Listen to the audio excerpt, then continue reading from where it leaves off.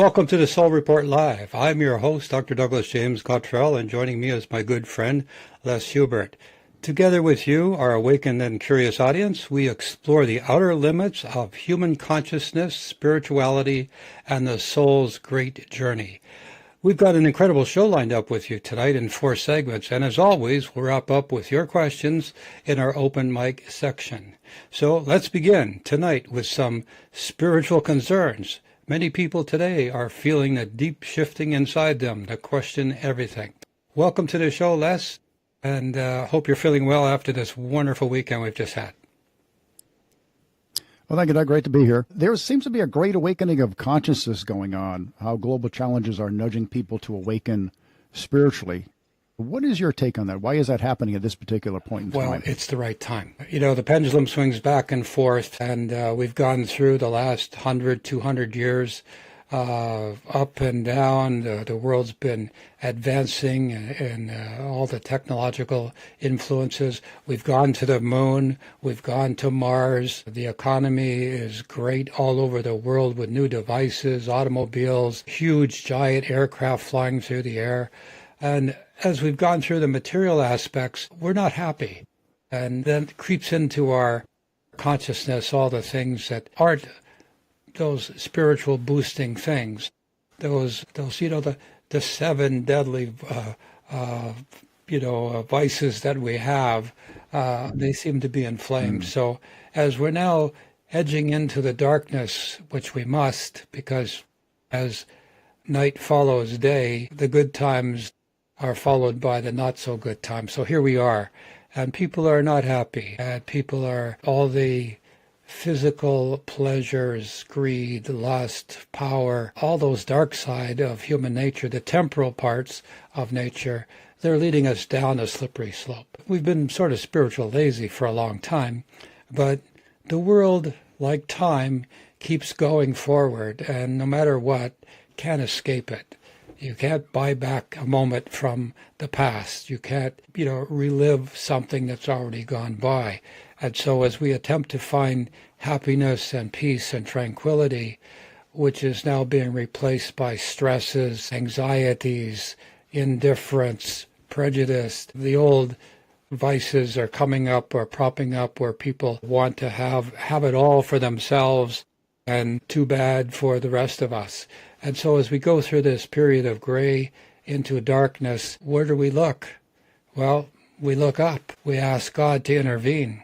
And so a little bit of suffering, scourging for the soul, as Edgar Cayce used to call it, is necessary for us to remember where we came from.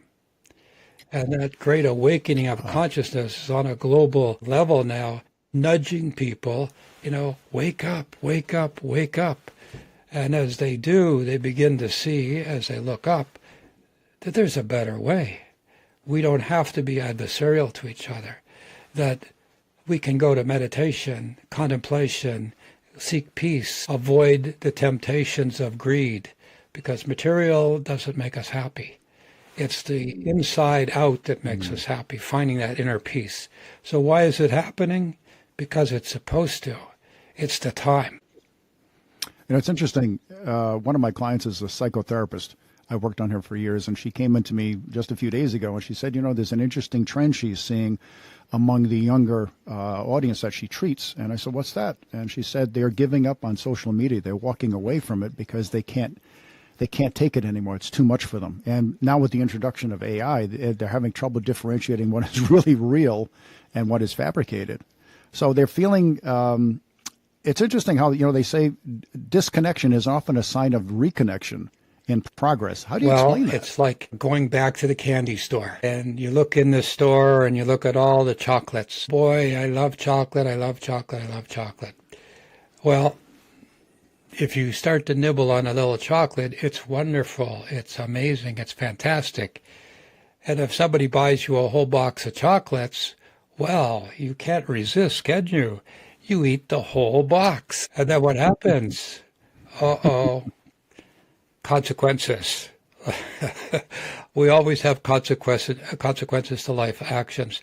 And so you get not well, you're upset, you're in pain, and you never want to eat another chocolate in your life again. So in that analogy, simplistic as it is, it's a reality. We're fascinated by something. We gobble it up. It's a greed for whatever it is. But every time there is something presented, there's another side that's presented too. Light and dark. Because we live in a world of duality, that's the way it is. And along with freedom of creation and speech and expression on the internet comes a lot of freedom of expressing vile and insults and humiliating things, scaring things, and the scammers, the people who are unfortunately spiritually misguided. They start to creep into this world that is bright and shiny and wonderful. I remember when Google first came out, you could ask any question and find out about anything in the world almost completely, with a little bit of fudging, correctly. So what happened? Well, again, then came the dark side, because there's the light and the dark. And so people, the young people today are getting fed up with it because they don't know who to trust. They don't know who to believe. They've been stung. They've been hurt. They've been injured by scammers and a lot of just impolite conversation. I mean, the nastiness comes out. People will say things on the internet to other people whom they do not know, or even if they did, they still say it, but they wouldn't say it to them, to their face. They would say it behind. So in this, if you will, unmasking of the dark side, out it comes. And so when you get to that point, like you've eaten all the chocolates in the box, you have information overload. And our little teeny tiny brain is not supposed to be addicted to information 24 hours a day. It's supposed to have play. It's supposed to have sleep. It's supposed to have rest. And eventually, the smarter of us realize that this is an addiction. This is something we're curious about, and time flies by. You get on TikTok, 2-3 hours go by before you know it, watching one video after another, because we like that. We like to see different things. We like to be stimulated, and we like to find out about things that we like. Horses, for instance, all kinds of horses, and you can get your fill of it. So, the short answer is, the reason younger people are giving up on it or going away from it, which is a good thing, the pendulum swings one way, the pendulum swings back, but mostly they've had enough. They've gorged themselves on this medium, and now AI is the next stimulating thing, and so why go to the elementary thing of social media when you can go to AI, who pretends. And I tell my clients and my friends when they come for consultations, and people can get a hold of me for that if they like. When they come to me, I say, now remember, AI is a machine. I try to express it that way. It's masquerading as a very polite human being, friend, parent, best friend, lover, you name it, it's there. And it knows how to talk to us. How does it know how to talk to us? Because it listens, if you will, to all the conversations out on social media, and we've been for several years now programming it with all the ways that we communicate, and therefore it learns the way to communicate, it learns the thought processes, then it learns to predict and to expect what's going to happen, and there is this wealth of information. I love AI because it'll give me information on things I did not know, but it'll also remind me of things I did know, and I'm totally impressed with how fast it operates. It, of course, lives at the speed of light, or the speed of thought almost, and we live in this stone age of physical slow motion. Even our thinking is not that accelerated. We can't get too far ahead of how we talk with our hands, shall we say. So the long and the short of it is that, when people are turning away from it, the shine has left the new toy. And now something bigger and better, AI, is coming along. But AI is dangerous because we can count on it too much. If we see it as a friend, a friendly enemy almost, and realize it's a machine, then we can keep our own integrity and not simply rely on it. Now, it's an amazing, I'm going to call it system, because medical research has gone into AI, and they've come up with cures for cancer. Oh, yeah. They've come up with cures for all kinds of diseases. Why? Because AI can reach out everywhere. And of course, there are no incurable diseases. There is always an alternative to something. Everything that's been created has a way of being dismantled but understood. And as such, AI can do that because it has, at the speed of light, this capability to go everywhere and grab information because it's trained to do that. And that, I think, is one of the amazing benefits of it. The other side is people begin to fall in love with it. It's so nice. People who are very lonely talk to it as all night long before they go to bed. And of course, that's a huge benefit, that people are lonely or depressed. But what about the people that are vulnerable? You know, is that going to somewhat make them totally codependent or dependent on the AI? I don't know. That's one of the things of human nature that I leave to smarter minds than me. But the idea is that the shine is off the toy of social media, because it's full of social media, full of people who will scam you, insult you, take advantage of you, or do something mean and nasty to you, including, believe it or not, wiping out your bank account, taking all your resources, taking away your reputation, shaming you in front of people by spreading rumors and things like that. If you're not a strong enough personality, and there are reports of this where children have been internet bullied, and they jump off a bridge. Oh, yeah. Yeah. You know, it's the power. The more powerful the tool, the more powerful the consequence. But that's the question. AI is much more polite, sympathetic. You don't have to worry about it saying nasty things to you, and it answers just about any question you like. So AI should be called the Oracle, and then I'd be out of work, actually. But anyway, it interprets dreams. It makes predictions. People are using it to make trades on the market. Why? Because it has this ability to calculate probabilities, and the probabilities based with the intelligence, artificial though it might be, can get pretty accurate. And so it has very powerful properties to it.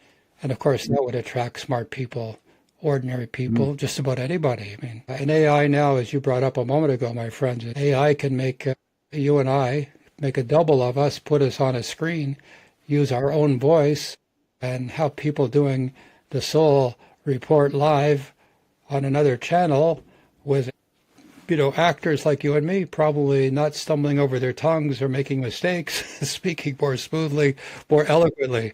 Heaven forbid that happens. Anyway. So it's important to reassure our audience that spiritual confusion is normal. It's not madness, it's just transformation. You know, when people get into confusion about spiritual matters, it's not an intellectual pursuit. The great truth as we seek in the spiritual world. For instance, I'll digress. Recently, a few days ago, a friend of mine is passing away in the hospital. At least that's the expectation. A relative came to visit him. And as they were sitting there on the bed, the man was not going downhill, but he was more lucid. And he was back to his normal self after just a few days before the doctors giving up on him. And as he was sitting there, he leaned over past his relative and he said, "I see a white-haired man, he's coming." And the relative looked over his shoulder. There was nobody else in the room. And he said, "Oh, really?" And the man who's ill said, "Yes, he's trying to get by you." And the man looks over his shoulder. There's nobody there for sure. And then he said, "Oh, here comes someone else." And a second person's coming into the room. And the man on the relative sitting there on the bed said, "Oh, my God, he's dying. Oh, please don't let this happen, God Almighty. Please, please, please." He started praying. You know what happened? The two spiritual beings that were coming towards the sick man abruptly turned around and left. And the relative said, "What are they doing now? What are they saying?" And they said, "They turned around, they've left." So the relative thought the person was hallucinating, was about to die, In reality, the person was in between. You know, when you get sick or you have near-death experiences, you begin to perceive the great outside, the great spiritual world. And what had happened is the grandparents were coming to sort of say hello, but as soon as the relative was afraid and thought they were coming to collect him, to take him away, they immediately turned around and walked away because they didn't want to upset the relative, even though they couldn't see these ghost people, if you will. That's a real experience. I'm familiar with it. People who are searching about spiritual matters, people who have done research on, on our shows on the Global Village, we've had people talk about near-death experiences. And in that situation, the circumstance was that the relative and the man who was sick were sitting there praying that, he was going to be okay. And that attracted the grandparents, who came to check up and say, what's going on? And as soon as the ticket on that one to the relative was quite beside himself, said to me, I thought he was going to die at any second because the week before he almost did. And I said, well, here, get this. When they were coming into the room, they had to get around you. If it was a hallucination, they would just walk right through you because it would be in the person's mind. The reason they had to walk around you is because your body energy, your aura, you were alive and vital. They couldn't walk through you. They had to walk around you. But from the position they were from the doorway to coming to see the sick man, you were in the way. So they tried to get around you. And he went, oh, my God, how did you know that? And I said, but I'm looking at it in my mind. He said, that's what happened. And that's the ticket to say this was a real event. It wasn't imagined. And, of course, the sick man described it to people. And, of course, the relative is saying, who, what, when, where, why, And in talking to the relative, I said, don't ever do that again. Be calm. He said, but I thought my brother was going to pass away. And I said, that's okay, but be calm. Just say, what's happening? What do these people want? Just go with the flow. But anyway, of course, as soon as the brother was agitated and upset, they left, because they were also a relative to the brother, and they were fully aware of his fear. So in the spiritual world, I said, well, if you were a ghost person, after when you die, you're going to become a ghost person, and you come back to visit your relatives, and they're all upset and afraid, the lights are flickering or whatever, what would you do? You'd leave. You'd let them calm down, wouldn't you? And that's what these people did. And I said, what did the grandparents look like? And the relative described them, and that was almost exactly the way the sick person saw them. It was his grandparents. That's why he couldn't quite remember them or recognize them when they first appeared. Being grandparents 50, 60 years ago was the last time they saw them. So long and the short of it is, the confusion can come over in that analogy is that when you're not aware, when you haven't had somebody like our audience that is listening to the Soul Report now describe this event, it can be scary because it's like everything that's unfamiliar at first. You don't know what's happening. You're afraid because you've been told all kinds of bad things about, negative entities and ghosts and devils and stuff like that. So when an angel shows up, this is a common phenomenon. When an angel shows up in somebody's life, many times have I heard this story, the person is afraid. Right away they're afraid. And you go like, why are you afraid? This is an angel. You've been praying for help, and an angel shows up, and now you're afraid. Okay. The reason is, of course, because it's unfamiliar. And so as you go through a spiritual quest and you start to question these things, and rather than dismiss it and say, oh, yeah, the relative was sick and he had this, kooky stuff. He was hallucinating. The man asked me that 3 times. He was hallucinating because he was going to die. Further from the truth. He was not dying. Matter of fact, I said, when you were there, he was eating, he was standing, and he was, alive. And he said, yes. Well, I said, last week he was almost dead, but look at him now. Because everybody's been praying for him. Look what's happening. And again, bless, it's one of those things that when people say, oh my God, I go, oh my God, this happened to me. I've been praying for it. And no, I got it. And I said, my thing is, well, thank goodness, be grateful. May I ask you a question? And they go, what? I said, why are you so surprised? Your prayer was answered. It's because of expectation. It's because of experience. And when prayers happen to someone who's a little more experienced, first thing out of their mouth is, thank you, thank you, thank you. I am so grateful. Thank you for my peace of mind.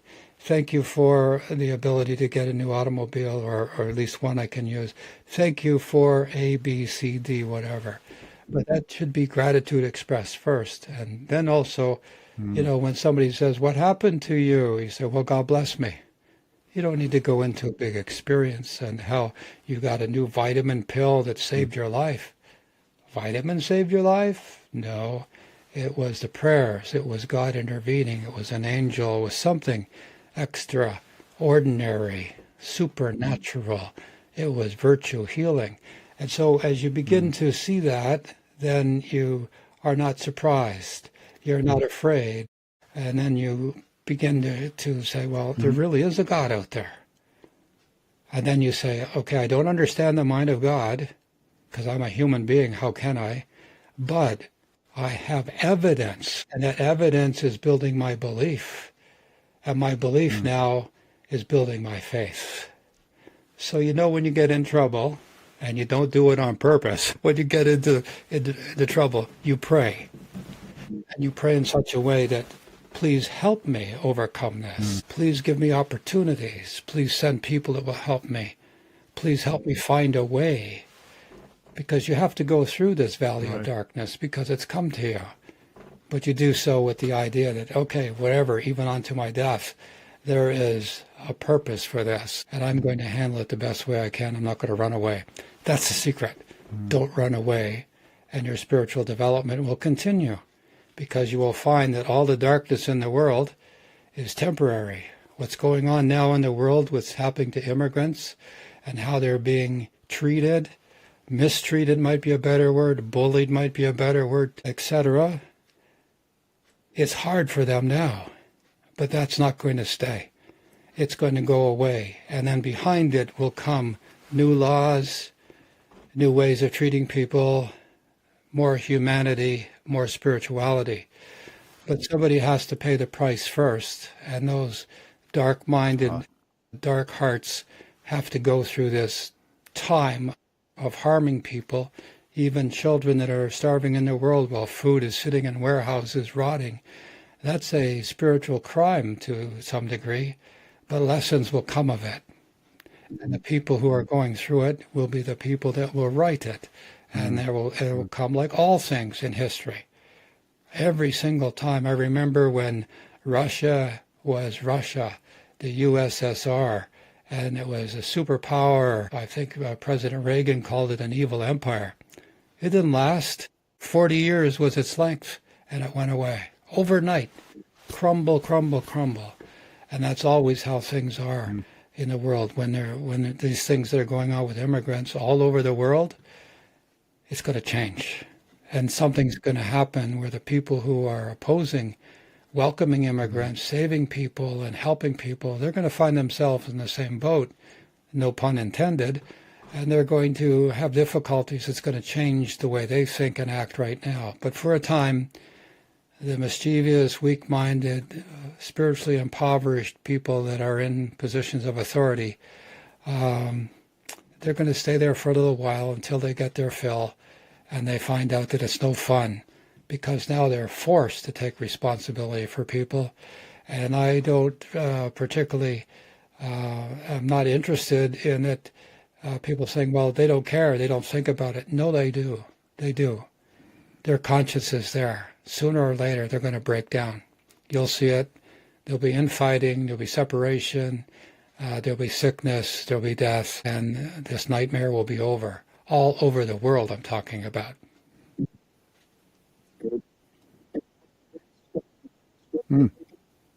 Good. Well, spiritual awakening is painful. Doug, on spiritual awakening? It is. The Christ came into the world to be our Savior, to be the one to show us the way out of the path that we were taking. The humankind was going down a slippery slope. It was going into evil or darkness where the whole world was going to be destroyed like it has been 2 or 3 other times before. And as the Messiah, he came into the world to show us the way of salvation, meaning how to survive and how to treat each other and how to be human and have humanity for each other.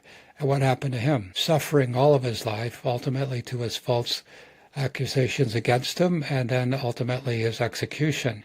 But surprise, surprise, like the great mystics and predictions, the law was given before that the Messiah, when he comes on the 3rd day after his death, will be resurrected and will walk around on the earth as a spiritual being, an avatar, if you will. And that has changed the world, but it was painful.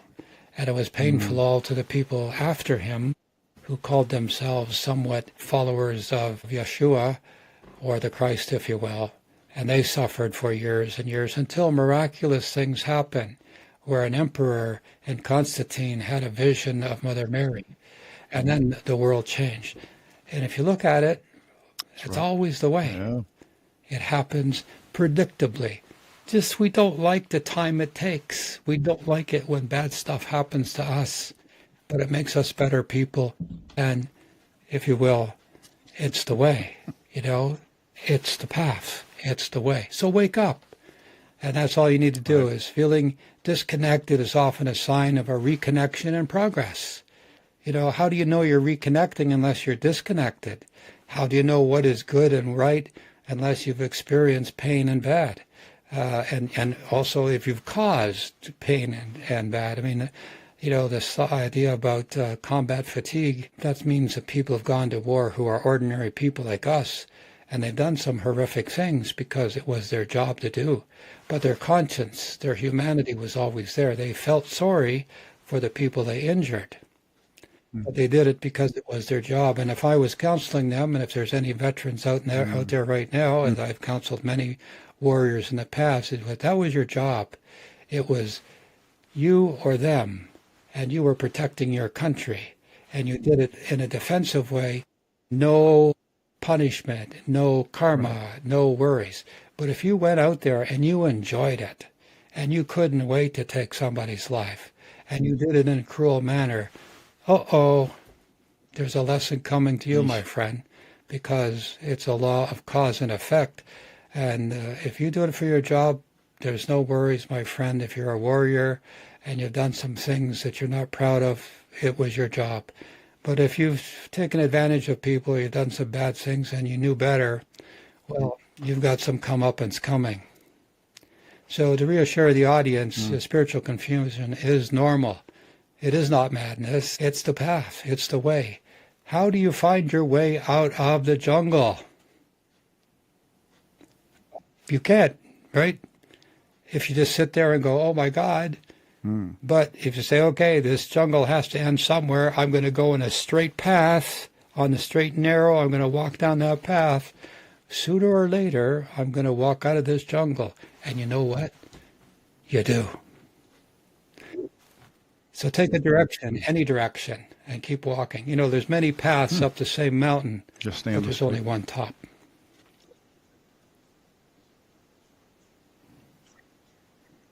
It's interesting how you say straight, because the old term is, the straight and narrow. Stay on the straight and narrow and you'll be okay.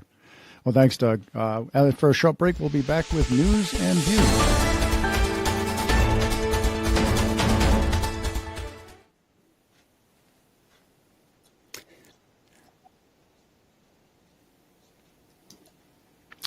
So let us move into the news and views section, where we take a look at what's happening in the world, not just through the headlines, but also through the eyes of the soul.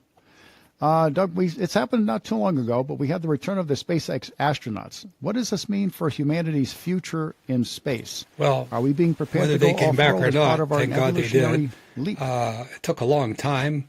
And for a while there, we were forgetting about them with all the election stuff going on and the stock market this and the tariffs that. But where there was a will, there is a way, so to speak. And thank God they got back. Yes, we're being prepared for off-world.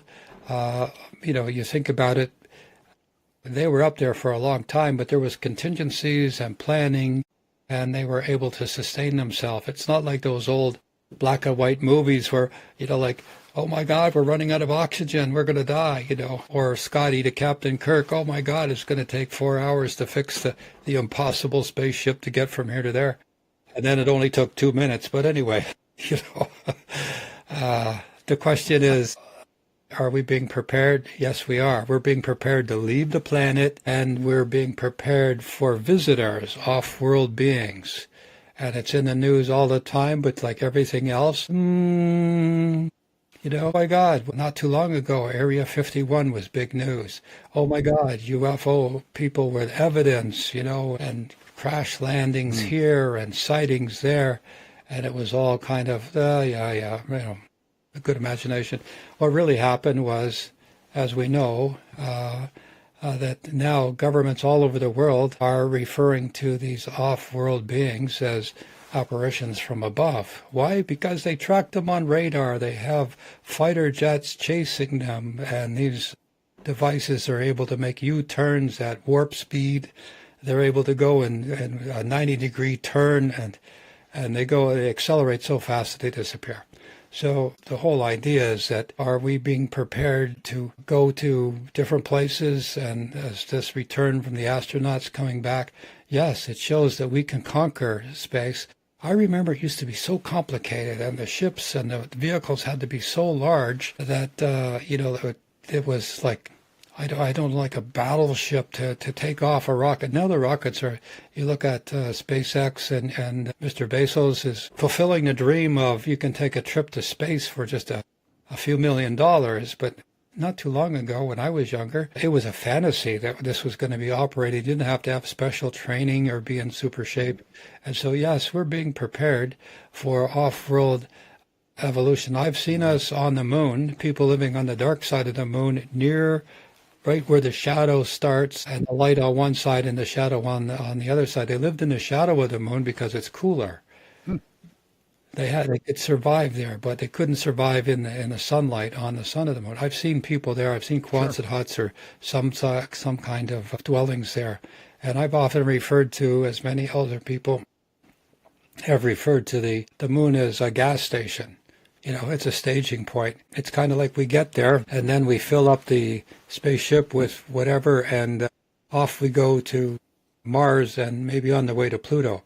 I don't think we're ready to go to Jupiter or any of those, or Saturn for that matter, because the gravitational things, we haven't conquered that. But it means, what does it mean when the SpaceX astronauts can come back and they can survive? And probably there's lots of studies going how long they were in space and things like that. Yes, we're getting prepared for our evolutionary leap. I'm not sure if you can say we're starting to be prepared or more like we're continuing the preparation. But I've seen us out in space, and as we go out further and farther, we're going to realize that human beings have been out here before.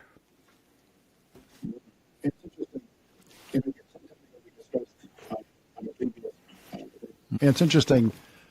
Some time ago we discussed on a previous broadcast how before the Titanic sank, like a year before, somebody came out with a book called The Titan, and it followed exactly what happened to the Titanic. Yeah.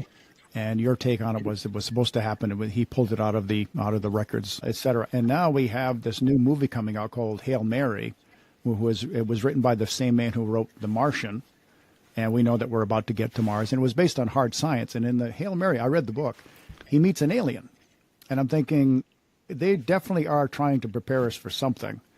And interesting enough, this alien looks like a spider. And you talk about something, I mean, I don't know how you feel about spiders, but when I see a tarantula, I kind of step back. So I'm wondering if that has to be in the cards for us. They're definitely grooming us to get ready for if we were approaching a planet that wasn't as evolved as we were. And since we're about to go out to other planets, what if we leave our solar system and head over to, Beta Articuli or someplace, and there's another planet, because now with the far-reaching telescopes, they're finding not one or two, but hundreds of planets that have water on them and are very Earth-like. So what would we do if we got there? Well, we wouldn't interfere either. We'd study them. We wouldn't want to scare them. We wouldn't want them to think we were gods from heaven, and we would walk into their society very carefully. We would camouflage ourselves. We would introduce ourselves gradually, let them get to know us. So that's what is happening to us now. But I have a theory, and that is that we were already more advanced, and that there were visitations between Mars and Earth. Something happened in the solar system where there was a collision. And that's why the moon is all the craters, sort of the big ones on one side and then little ones radiating out as if there was an explosion. That's why Saturn has all that dust that's collected around the equator. That's why those meteors that come around every so often, they're the big ones. That's right. Yeah. So there was a How about the collision. asteroid belt? Is that And the of reason for course, the the asteroid belt? explosion between two Wow. entities, two bodies of planetary size, it would cause all this stuff, this dust, this destruction. But if you look at the moon from a sort of like a 4 o'clock position, Wow. looking up, you can take any position you want, but you'll see it looks like there was an explosion that happened from a 4 o'clock position. Now, where I live, from other people, it might be the opposite.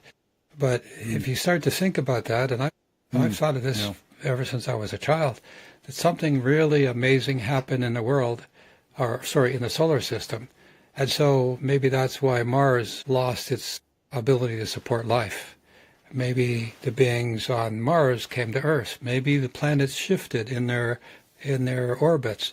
Maybe that's why Earth went through the Ice Age. Because the Hopi Indians have a story where if I got it correct, where the Earth was wobbling like a drunken sailor in space. And maybe that's when it picked up the moon.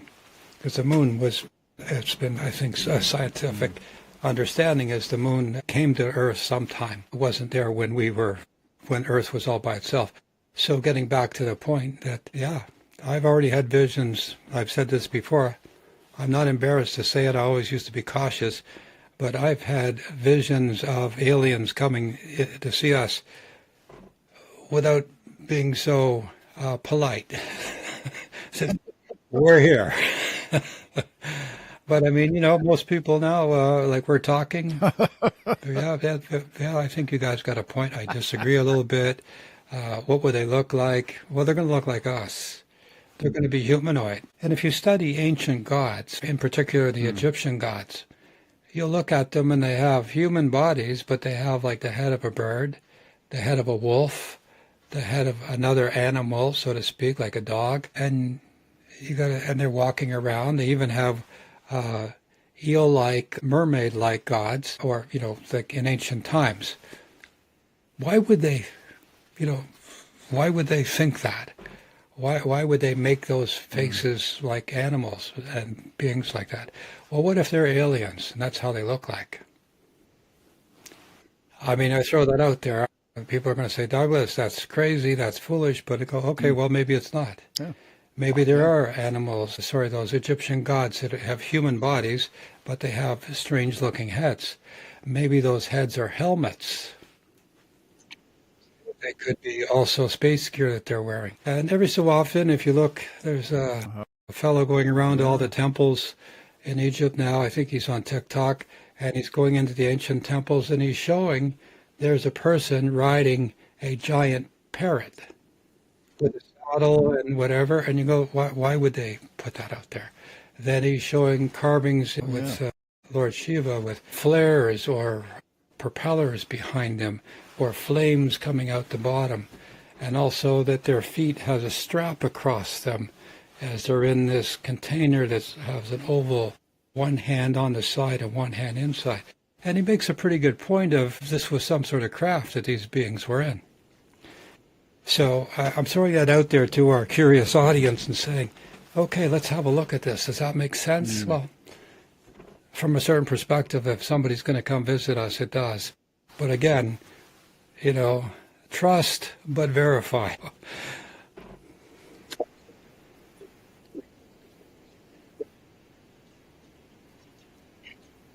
I always thought that, if maybe the book is getting us ready in a certain strange way, because if they don't look like spiders, we're going to be greatly relieved. So, you always say, Doug, that this world is a world of dualities. So on the one hand, we're getting ready for off-world communication. The other side of that, does that have to do with the wildfires and floods and heat domes and the earth cleansing itself? Is that the other part, the other side of the same coin? As I've stated or predicted years ago, first off in CFRB in Toronto radio, that the earth is heating up from the inside. And the reason it's heating up from the inside is because the core of the earth is rotating at a different speed than the crust. And for years and years, decades, we have been taking the oil and gas out of the crust.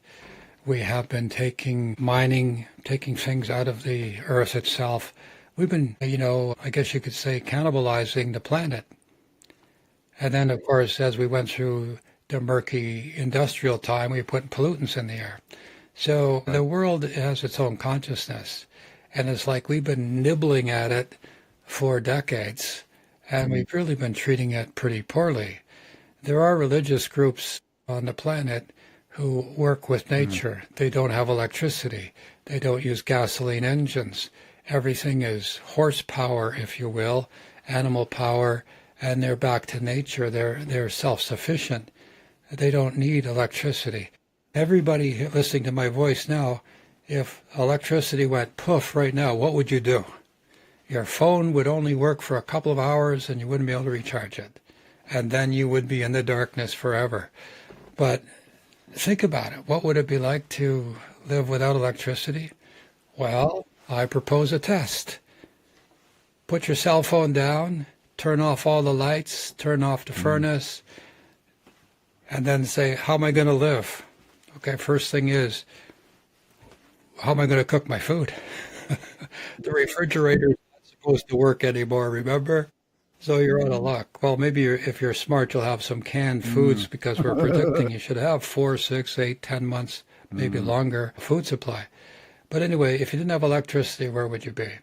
And so we are codependent, and no matter what you say, if we disagree with different things, we're still using gasoline engines, we're still using electricity, we're still using natural gas, we're still consuming the planet and its resources. Well, somebody's got to pay the piper, as they say. So I'm not trying to say gloom and doom, I'm trying to say reusable energy like electrical generation, battery powered, and recharge the batteries, that's the way to go. But oh my God, we got lead in those batteries, or we have other metals in those batteries. Where'd that come from? The ground. So not to go on about it, it's a matter of saying, can we get by? I don't know. Can we live with nature? Well, that's how to survive. The North American tribes lived on the land. They hunted the buffalo. They lived on what was provided, a renewable, sustainable resource or resources. As did the clans in Scotland, as did the tribes in Europe, as did the legions in Roman times and all over the world, villages here and there. I don't want to sound like an old man preaching, but the way to get around this is to be prepared and being able to say, how do I get off the grid? How do I have my own sanitary system, my own water supply, my own food storage? And can I survive that way? Well, first thing, there goes the internet. I don't think it's possible. Probable, hopefully, but not impossible. Oh no! Otherwise, we wouldn't have the Soul Report live show, and all our wonderful guests out there wouldn't be able to get a hold of us on social media. So,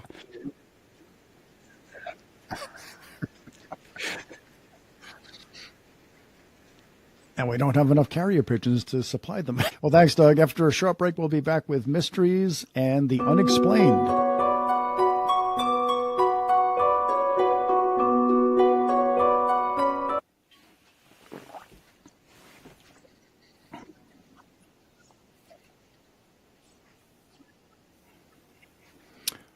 So, the question is, Akashic records. The Akashic records, the What Akashic are they? field. How do they work, and how can we There's access been study, them? there's been books written, and basically it says in the good book that God records everything. And you can think about that as kind of in your own mind, you have this soul memory device that remembers everything you've said, every thought you've had, every deed you've done. And it's recorded in the great tree of knowledge, if you will. And so the Akashic records are basically, in the simplest term, it's a library. And every book in that library is a life that you've lived and recorded from your birth to your passing. And then the book is put up on the shelf, and you get to go and have another go at it and write another book. I know somebody's thinking right now, but the library, that's a lot of books. Yeah, you live for eternity. The soul is immortal. So you just keep going back. Sometime you write a thick book with lots of life and good works, and sometimes you come back with one of those little thin books where you haven't done too much. You spent a whole life somewhere incarcerated or in a monastery somewhere or someplace where not much happened your whole life. Okay, does it matter? No, it's up to you. It's what you do. And as you continue to progress, the books in the library fill up the shelves. And the theory I have and the way I present it is that if you have a whole wall of books representing all the experiences you've had, all those experiences on the shelf are now coexisting at the exact time, same time. And so you can take a book from the third shelf, read it, put it back. You can take a book from the second shelf and read it.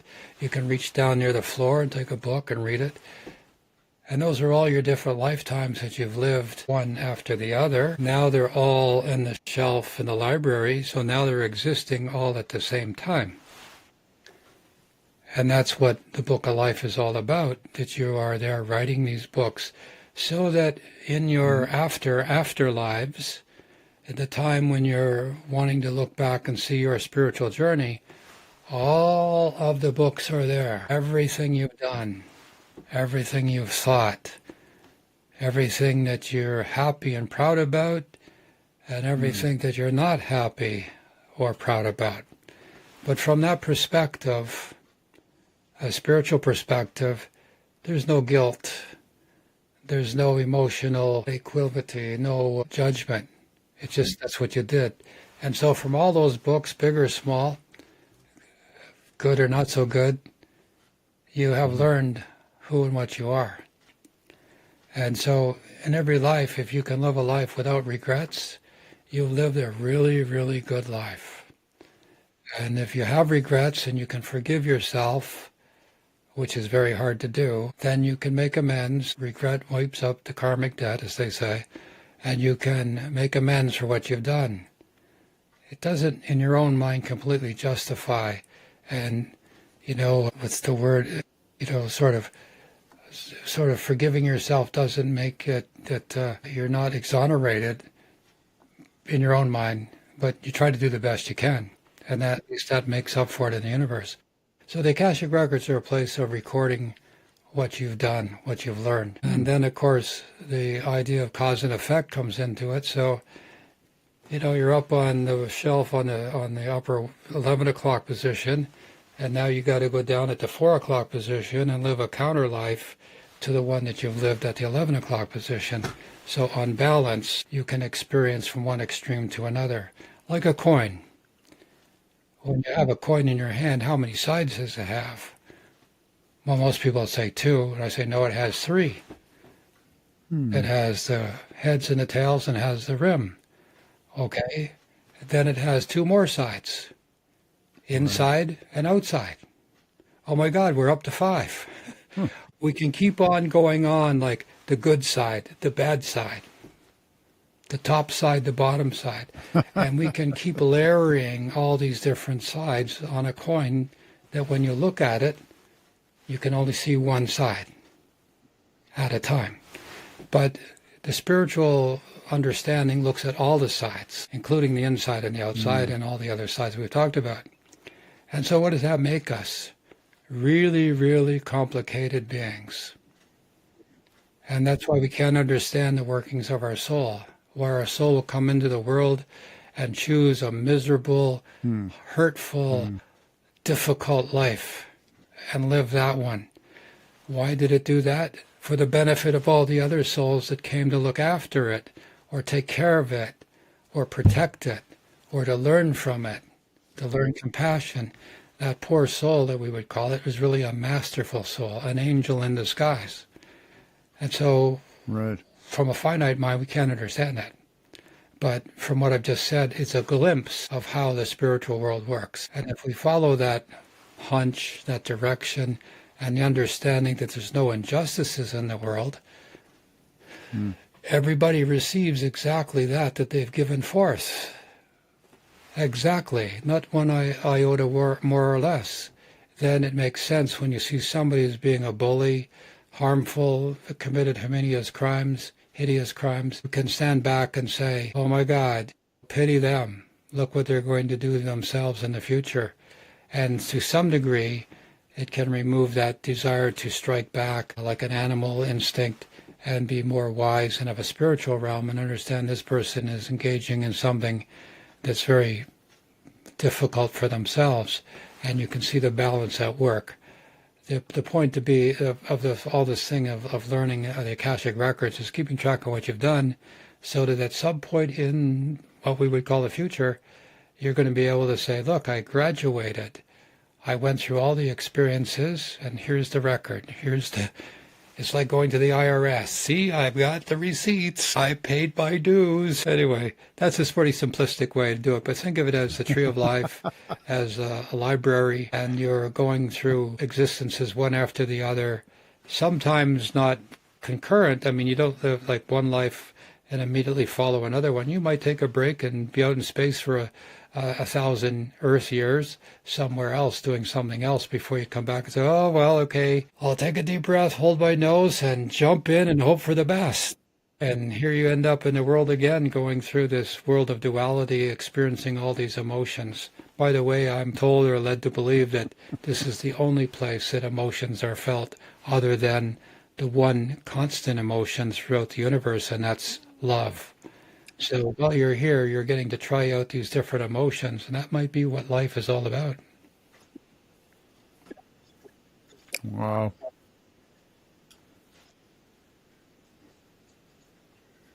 You know, just wrapping this section up, I remember having a dream where I saw these people in a kind of a audience-like setting, about 30 or 40 of them, and they were watching on a screen an experience happening here. They were watching a human being happening, and they were cheering him on.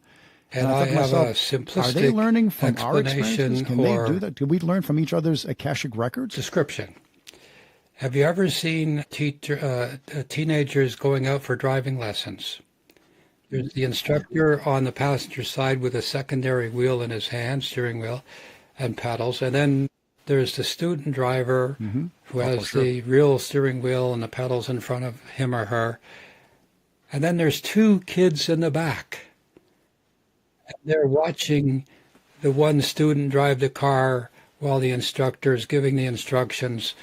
And they're sitting in the back looking over the shoulder of the instructor and the student. What are they doing? They are learning. They're engaged. They're watching. They're listening to the instructor. And the poor student is steering and trying to put the selector on or step on the brake when they meant the gas. And oh my God, if you had like a gear shift where you had a clutch and a gear shift, oh my God, complications. So in the back, they're observing and they're learning. It's kind of like people playing solitaire, the card game. And the people watching, they can see the moves better than the person playing the game. You ever notice that? Oh, don't do that. Put the 3 over there. Look, they're playing the game because they're observing, which is a much better way of observing and learning than it is to be, oh my God, what am I going to do next? You know, thinking and not concentrating on the event.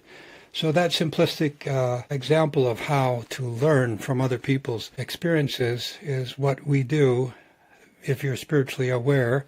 If you're not a stubborn, block-headed Capricorn like perhaps somebody I know, you don't need to do it your way all the time. Frank Sinatra sort of had it right, but, my way, I live life my way. You do anyway, but it's better to be proactive and to enjoy your life and not sitting back. Because sooner or later, those kids in the back, from observing, they're itching to get their hands on the steering wheel. You have to have the experiences of life. You have to know what it's like. Otherwise, it's only theory. Otherwise, you're living your life through vicariously through somebody else. You're like you're sort of like Right. piggybacking on somebody else. That's not it. You want to get in there and you want to engage. And if you do so, then you begin to learn more and more about the one most important power you have that can get you to wherever you want it to go, to allow you to achieve any success in your life. And that's called willpower, the power within. I had a CD about that a long time ago before Tony Robbins, and I call it willpower, the power within. The power within you is so simple, but it's one that you have to apply. Willpower gets you to go anywhere and do anything you want, and it needs a pinch of tenacity, and another pinch, and another pinch, and another pinch. Tenacity, tenacity, tenacity is the staircase to success, as some famous man once said. So if you will yourself to be successful in whatever way you determine that to be, you will be. But most people run away. They get to the threshold, they're doubtful. They listen to somebody else, and there will always be somebody at the threshold at the last minute that will tell you, you can't do that. And poof, you'll give up. Well, successful people go, yeah, just watch me, you'll see me. But always, it's a rule, it's a law. Somebody wrote it into I think it was an amendment, when you're about to be successful, someone must come up and tell you you can't do it, or point out all the reasons why it'll never work. They don't know. They haven't had the vision. And that's why visionaries are always successful, because they are motivated, they are driven, which means they don't believe anybody else that says you can't do that. They don't give their authority away to some stranger or some naysayer. And that's what's so incorrect right now. If you want to be successful, my friends, pick and choose what you want to be. Don't tell anybody, because then they won't be able to talk you out of it. And go and do it, and do not stop. Monday's a great day. Tuesday's a great day. Wednesday's a great day. Thursday you fell on your face. Okay. Friday you pick yourself up and you keep going. Saturday's a good day. Sunday's a good day. Monday you fell on your face. Every time you fall down, you learn how not to fall down, how to avoid the pitfalls, and how to avoid the people who will dissuade you, who will attempt to talk you out of things, who will tell you in a all-powerful, authoritative, knowing way that they're right and you're wrong. Well, nobody should tell you how to live your life. And most successful people I've met, and I've met many, have all had a bad Wednesday and a bad Monday, and they've had friends that try to talk them out of it. And what they did was, thank you very much, bye, and they kept going every single time. If you have a goal in your mind, and you have the willpower to make it happen, you will find a way. If you were parachuted down into a jungle, into a forest, and you wanted to get home, would you sit down and cry and die? Would you sit down there and mope and say, oh my God, I don't know where I am, I better die? No. You'd climb a tree and try to find out where you are.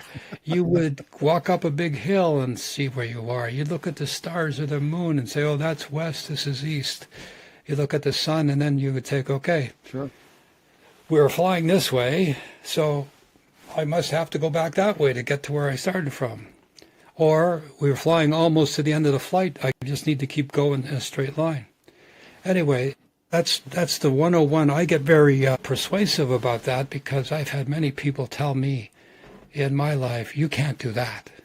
When I was in my 20s, I told some relatives, I'm going to buy a farm. I'm going to be successful before I'm 30. At that time, my house cost $17,000, and to buy a farm, I was like, oh my God, $150,000. I did it. I did it. I stayed there for 10 years, and then we had to move back to the city for my children's needs, especially Sherry, my daughter, who needed some surgery. And so we moved back to where we are now.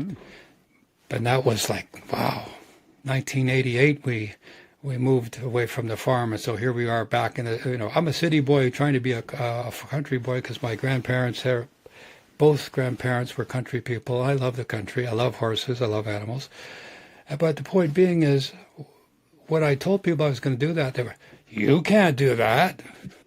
Do you know how much that cost? Yeah, about $200,000, And so remember, the people that you're talking to, unless they've done it themselves, they don't know what you're talking about.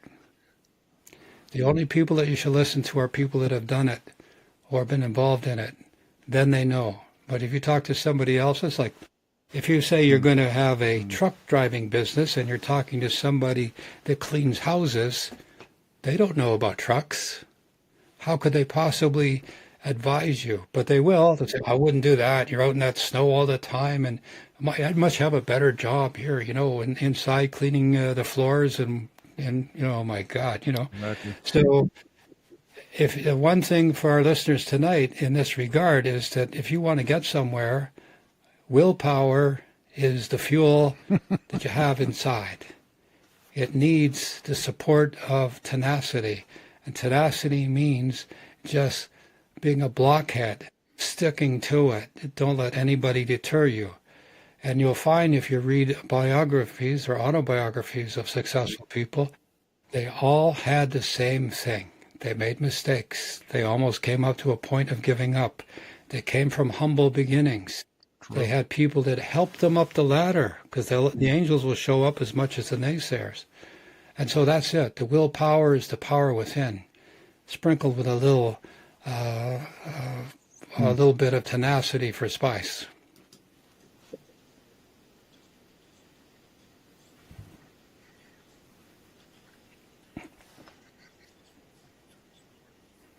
It's interesting, just to wrap this up in my own experience, when I've had ideas, when I went to people who were successful, they were very supportive. When I went to people who were not successful, they had no clue.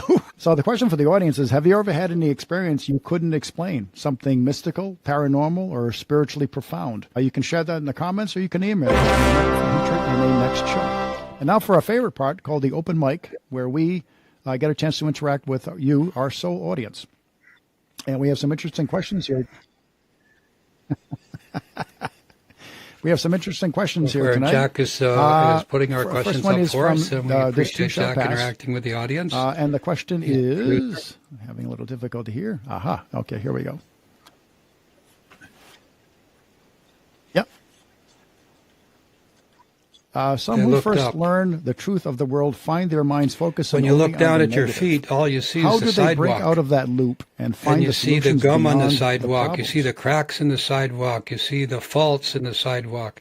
And when you pray for spiritual power, it's like rain coming down. Where does the rain go first? Into the cracks, into the negative aspects, into the faults. So when you want to be successful and you're looking for the spiritual power, look up. Don't look down at your feet. When you look up, you see a whole lot more. You see the cosmos, the universe. Stay awake at night and look up at the night sky and say, oh my God, look at all those opportunities. Look at that universe. Wow. And so when you start out, of course, you're looking at, negativity, because when you were born, what was the very first thing that happened to most of us? There you were hanging upside down and somebody whacked you on the backside. Welcome to the world. I know for the people who are gone through natural birthing, and water births and stuff like that, never happened. But in my day, that's how they made you cry, so you would spew out the phlegm and fluid out of your lungs. That's why you're upside down, draining after you were brand new born. But what the heck? There you were in Mummy's tummy, so nice, so warm, and all of a sudden your head hurts, your body hurts, somebody's yanking on you, and you pop out and bang, welcome to the world. Well, okay, I might be overdoing it, I apologize. But the point I'm making is this, that the world's full of negativity, and if you look for negativity, guess what you're going to find? Negativity. When you're in the forest, what do you see? Darkness, the trees. But if you look between the trees, you'll see some light. And you follow, you go towards the light. And then the trees start to thin out, and you see more light. And eventually you're out of the forest, and you're on the path in green pastures. So, thus, the world is, I'm going to confess this, that when I was younger and naive, I still am naive, I guess, I used to think that the world was full of 3/4 good people and 1/4 bad people. Those are the people that are bullies and carry on bad stuff and do scams and stuff like that. Well, I've now got that reversed. I think the world is full of 3/4 people who are showing you their spiritual poverty, the people who are in darkness. And 1/4 of the world is people who are in light. Now, don't send me nasty emails and tell me I'm right or wrong, because I'm going to say I could be right, I could be wrong. But if you look at it from that perspective, then you will beware people you meet for the first time. You will take your time to get to know the person or people you're dealing with. You will rely upon your own good judgment. That's called wisdom. You will not allow people to dissuade you or take advantage of you or tell you things that are too good to be true, because you'll know that they're not. And so you will become your own person. And if you make a mistake, so be it. But if you make a mistake because somebody else led you astray, shame on you. You ought to know better. And as you get older, you begin to say, okay, show me the good people. And when you find that person, make them your friend. And keep testing them. If they are your friend, we'll forgive each other when we make mistakes, but we'll still be friends. And if you can find that many people, 5 in your life, that are your good friends, you're a rich person. But always in your life, people will come into your life for short periods of time that will show you the way. And you can trust them because they care for you. They're there for you. Call it karmic, call it soul friends, call it soul connection, whatever you like, but they're there to help you on your way. So when you first come into the world and you see negativity, it's okay. It's the way the world is. But you get the chance to find the light. And so just be wise.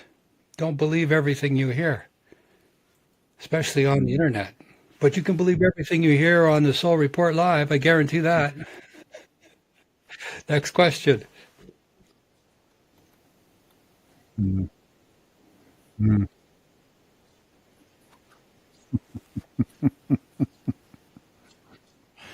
This is from Thomas James. Without any memory of a prior life, well, first of all, is if you there a believe in way a to soul, be certain of life then continuance what I'm about to and say of makes life sense. beyond the If you don't physical, believe you have a what's soul your best and insight you only live or once, inquiry that so can be lead it. to I don't want to talk certainty? to you.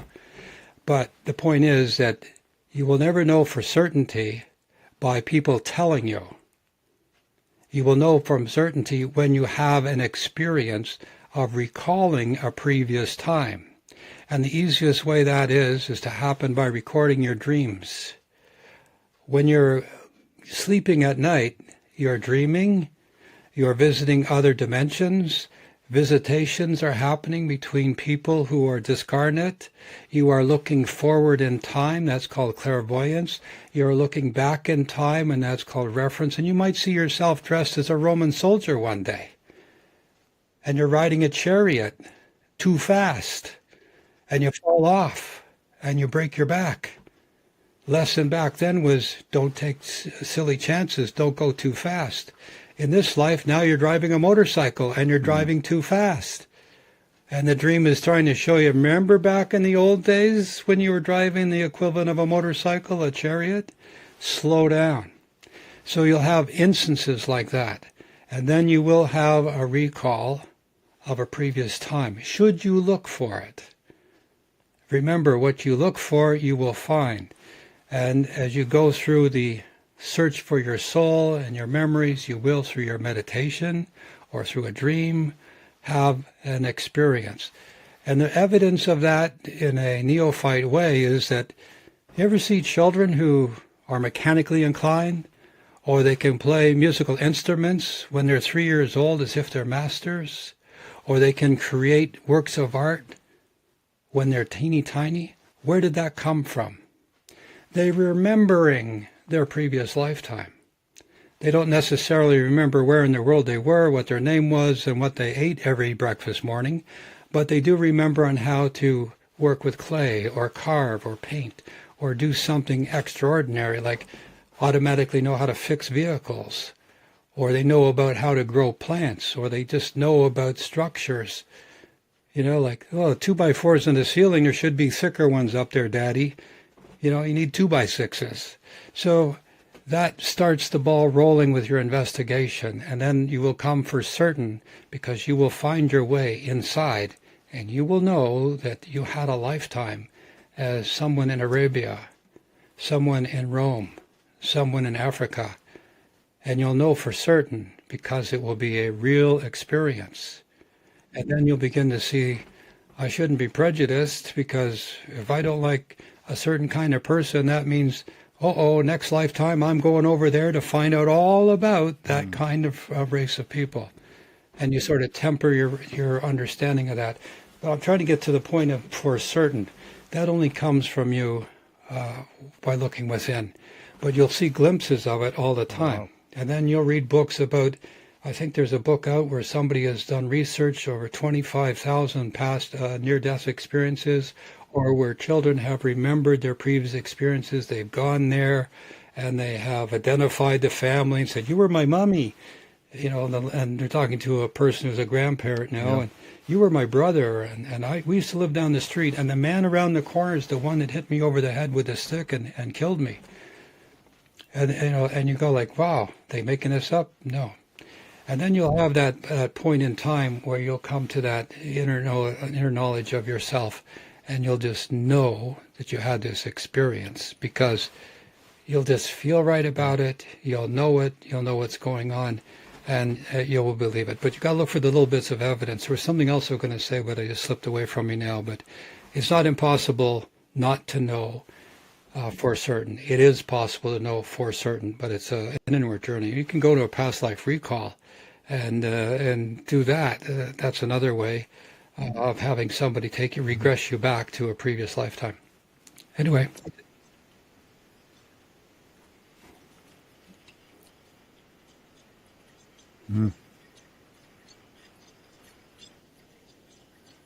I think it was Dr. Alexander who wrote Proof of Heaven. He said, just consider consciousness. He said that's a miracle in itself. Also, there's a father, I think his name is Spitzer.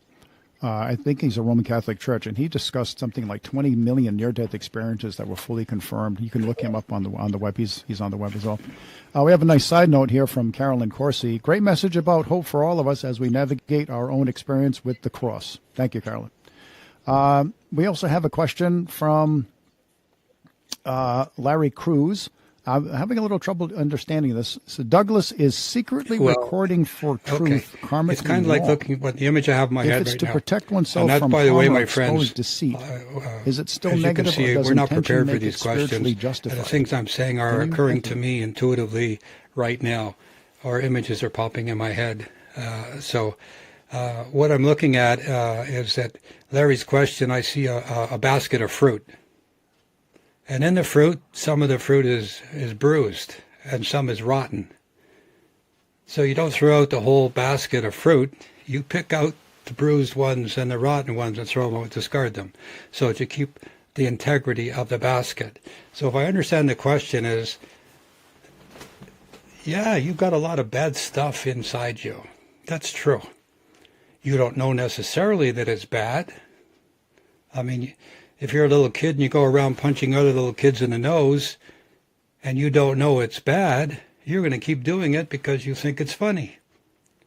Until another little kid comes up and punches you in the nose. And then you go, that hurt. Oh my God. And then you never punch another kid in the nose thereafter because now you've been edumacated. Edumacated. Okay. So the long and the short, if I understand Larry's question, is you've got good and bad inside, but the morality, the decision to choose good over not good, that's the spirit. That's your evolution. And that's the purpose. But you still have to go and sort out the bruises, sort out the bad stuff, discard it. If that's the question, that's the image I have.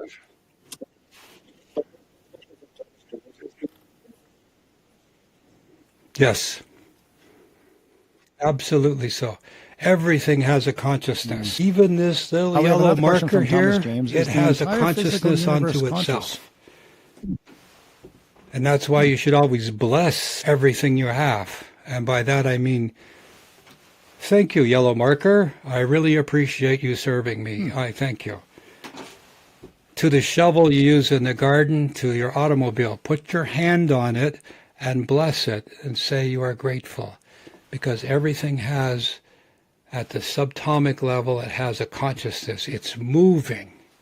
Everything. This marker is not solid. It's made out of atoms. Oh, Douglas, but it's solid. Listen, you hit it on your head, it hurts. Yes, but it's made up of spaces between the electrons. They're like the size of football fields if you were in comparison of the orbits they have. And so you come to that understanding that, the previous question, I think I was going to add that everything's an illusion. The way we think makes it real. Sure. And so the same as this is a way of understanding that the universe has its consciousness. The universe has a consciousness. The earth has a consciousness. Everything. But understand this, my friends. Every level of being is oblivious to the consciousness of the others. Insects don't think like we do. I'm very careful that I don't step on insects when I get out of my car and walk into my house. I'm not oblivious and squash them as I walk into the house. I actually avoid them if I can. If I have a fly in the house, I'll open the door and try to scoot them out the door rather than take a newspaper and whack them or fly swatter. So if you are in harmony with that consciousness, you do those things. And so you respect the different worlds or dimensions that coexist with us. And they are aware of us. We're not so aware of them. But one of the things that comes to my mind is just before there's an earthquake or there's a tsunami, particularly a tsunami, what do the animals do and the insects? You'll see them all climbing up to higher ground, hours or days before the tsunami hits. What do you see humans doing? Oh, look, the water went out. Let's go down and walk on the ocean floor there. Oh, here it's coming back. Who's smarter? The little spiders climbing up the hill or the little people who are dumb, Free fish. Anyway, that's just human nature. Like sign says on a bench, wet paint. What happens? Touch. Oh, look, I got paint on my fingers. It really was wet. Anyway, human nature. Go ahead. Next question.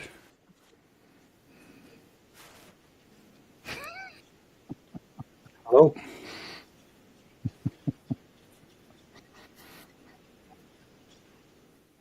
We have a nice comment from Celtic Seer. Hello, Les Hubert. Hello, Dr. Douglas James. If we're referring, nice to see you as well. A question from Shelley Smith. What is going on at Yellowstone? Yeah, it's cooking. It's going to blow. Yeah. I had a vision of it where... Well, in other words, there's a massive volcano there. Right, she was wondering what's happening with this massive... People on the East Coast in Canada anyway, they're going to, at least towards Niagara Falls, they're wondering, gee whiz, it's summertime. Where's all this gray snow coming from?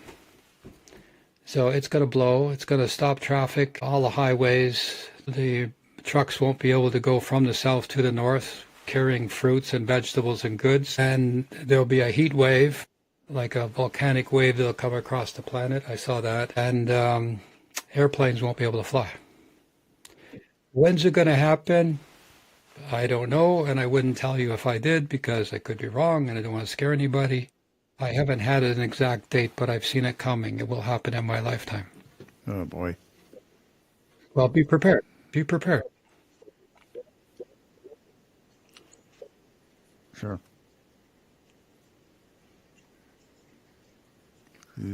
Oh, boy.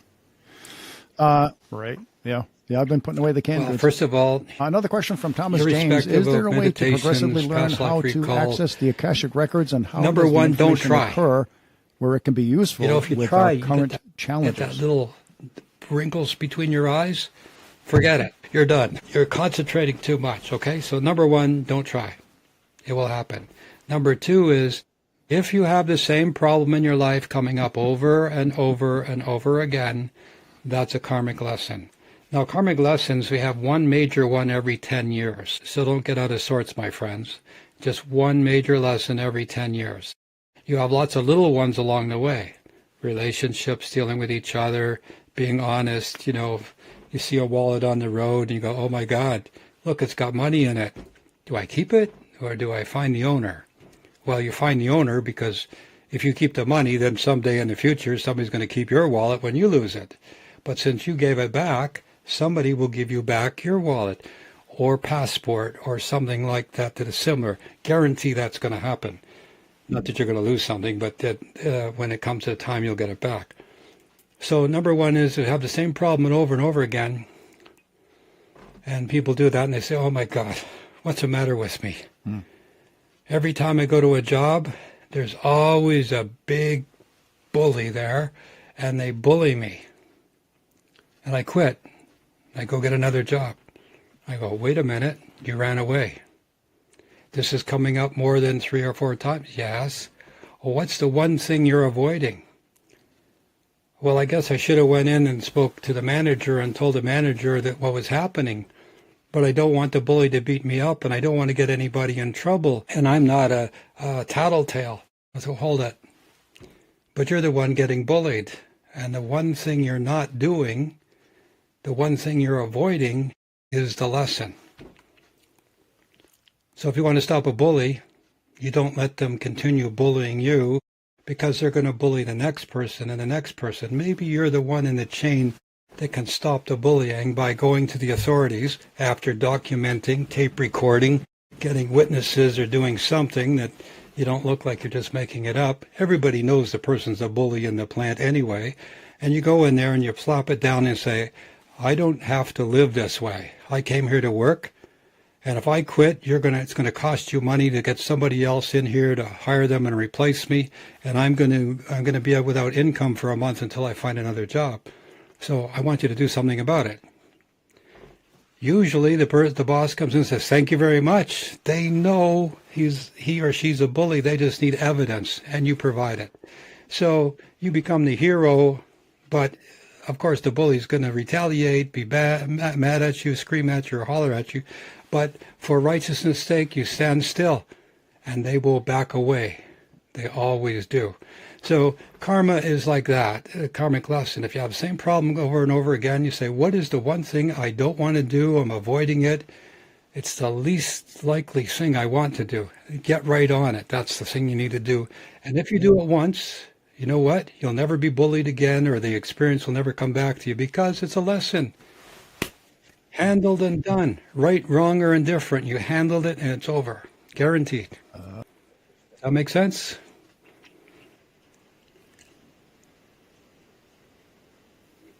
All right. Interesting. It did, and he released a whole bunch of tapes. And our last question I is think from there were David 14 Brenner. or 28 of them. What are your thoughts on Ross Peterson? They're still in circulation. Will his readings be released besides the book? Some people have taken them, and they've been he was your mentor. a little greedy in putting out little snippets of it. But he had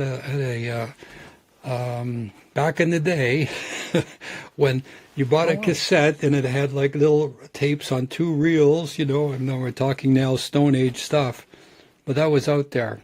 I'm in contact with Zoe, Ross's daughter. I've been in contact with her, and I've had the opportunity to help her in the same way that he helped me.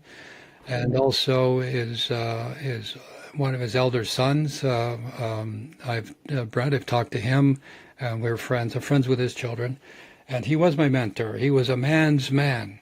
He was a complicated fellow, and he had a very, very remarkable life and all the things that he did and situations he got in. But the one most important thing he did was to be able to tap into the universal consciousness and saved my daughter's life, Sherry, with giving a session about what was wrong with her when she had difficulties in birth and was in an institution. No one on the planet could come up with the reason as to what happened to her, what to do for what happened to her, and that she would survive if we brought her home, and we did. And God bless my dear wife, Karen's who's in heaven now. She took care of Sherry and took on the burden. And, I'm a man. What do I know?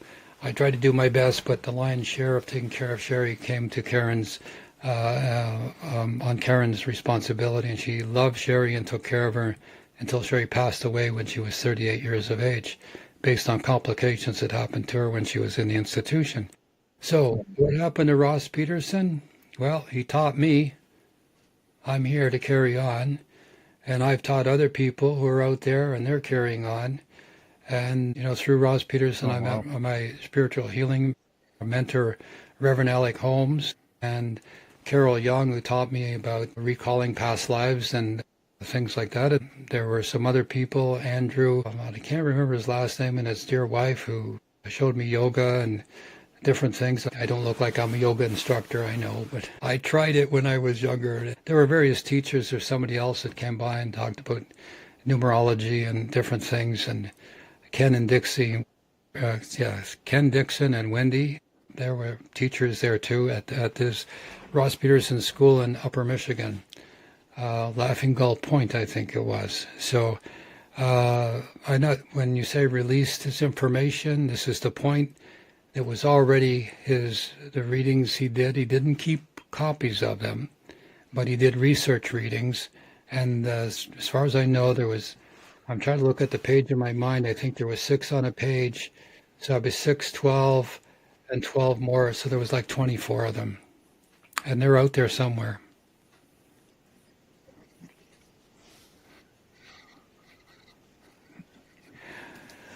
Well, as always, my friends, as Les and I are here at your service, we're here to help you wake up. We have our podcast called The Wake thanks Up. again, It's an Doug, audio for a great podcast as Anything well. you want to say to wrap up the We show? have those, as I've alluded to, the Global Village interviews with some pretty famous people. We're here for you. I want to thank everyone that's taken the time to send in a question to our producer, Jack Bialik, who's here tonight, managing to keep this broadcast going. And we're looking forward, if tonight's show has resonated with you, we would ask you to take a moment and be part of our growing community by liking or subscribing to our show. Click the bell so you'll get a notice that when we're doing our next show, and that'll be next Monday night rather, at the same time. And we look forward to having you follow us on Facebook and Instagram and X and any other social media that we might be found on. Behind the scenes, we ask you to be part of our community. You can locate us at Douglas James Cottrell and at The Soul Report for updates. Please share this episode with someone who needs it. And remember, your soul has a purpose, your mind has power, and your voice matters. You're important to us, and we're here for you. Until next time, stay conscious, stay connected, keep listening to the voices of your soul within. And remember, you have the power to change your life right this moment. You have willpower. Choose what you want to do, and you will become it with tenacity and a little bit of secrecy mixed in. Don't tell it to everybody. Don't blab your intentions. Just go ahead and do it. And please, please, please don't stop. I want to thank Jack Bialik tonight. He's been behind the scenes in the studio. And to you too, Les, for helping us here. Jack is producing a show.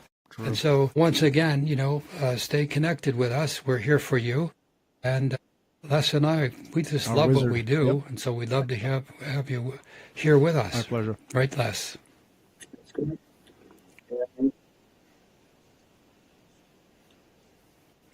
Good night, everybody. Peace and prosperity. That's correct. Well, thank you again, Doug, and we will see you next Monday, same time, same channel. Good night now. Did you know that Dr. Douglas James Cottrell has several other weekly channels where you can participate? Check out his Sunday International Spiritual Healing Service on Zoom.